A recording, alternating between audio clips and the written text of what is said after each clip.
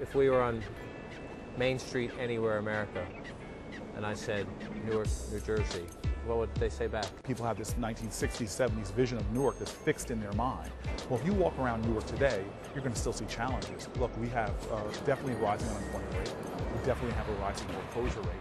But we're doing things that are surprising a lot of folks. That we've led the nation now 3 years in a row for not just a small reduction in murders and shootings, 25%, 35%, we're over 40% now in pushing those numbers down. So I'm trying to get America number one to wake up to the truth of Newark. So why is crime down? It's not one thing. If people think there's one answer to solve our problems, they're living in an incredibly simplistic world. The reality is you have to do everything you can do to change it. So it's different policing tactics. It's clergy patrol. I have a senior citizen police academy now. It's getting technology up like cameras. When you try to reform schools, where's the pushback? People are often wedded to the way things are. We have got to deal with whatever interest group there is resisting change and get them as a partner in producing progress. And it's hard. Was the diplomatic way of saying grab the teachers' unions by the ear sometime? I think it's a diplomatic saying that we've created an environment where often people are more concerned about interest groups and not children. And you have to appeal to the better angels of any group. Have you seen stimulus money fast enough for your taste, or would you like to have it quicker?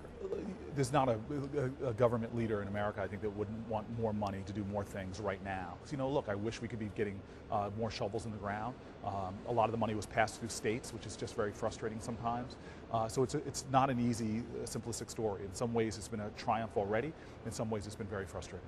So give some advice to the president as he hits around 6 months. His poll numbers have come from the stratosphere down back to planet Earth. Right. What was it like for a young mayor who came into this city and people said, well, the old administration was stale, many thought it was corrupt? How long did it take before it was give the new guy a chance to, this is Cory Booker's problem? Well, I think that's the first piece of advice, and this I don't need to give advice to the president because he knows this, is you've got to not listen to that noise. But as Winston Churchill says, when you're going through hell, keep going.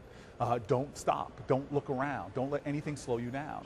So what is the risk for a Cory Booker or a Barack Obama in being such an enthusiastic disciple of hope when there are problems, and some of them are going to take quite a long time to solve, and you might actually get it wrong a few times before you get it right? What's the risk in that? And I've made a lot of mistakes. Look, I believe we as a nation, we often damn ourselves with low expectations. And I had people say that about me, and I heard people saying about Barack Obama. Why? Oh, God forbid he raises people's expectations. Well, when we had great presidents stand up and say, we're going to go to the moon in a matter of years, that was raising expectations. Americans are at their best when they lift their vision to a higher plane. So what's the